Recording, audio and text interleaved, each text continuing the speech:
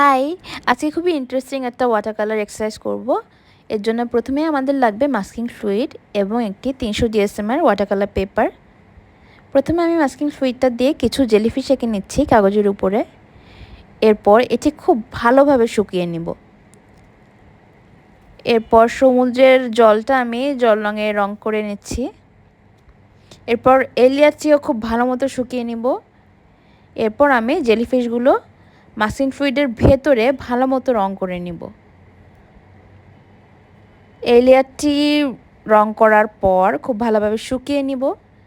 একদম শক্ত হয়ে আসলে মাস্কিং ফ্লুইড তখন আমি খুবই স্লোলি এবং কেয়ারফুলি ঘষে ঘষে মাস্কিং ফ্লুইডগুলো তুলে ফেলব।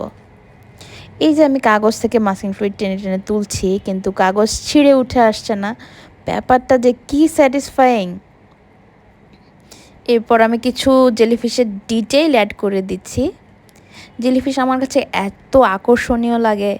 ওদের কিন্তু ব্রেইন নেই, কিন্তু দেখতে কি কিউট এবং সমুদ্রের নিচে কি সুন্দর করে ওরা ঘুরে বেড়ায়। আমার কাছে খুব ভালো লাগে জেলিফিশের ব্যাপারটা। যাই হোক, মাস্কিং টেপ আমি তুলে ফেলছি। হয়ে গেল আমার জল রঙের জেলিফিশ। সবাইকে ধন্যবাদ আমার ভিডিওটি দেখার জন্য।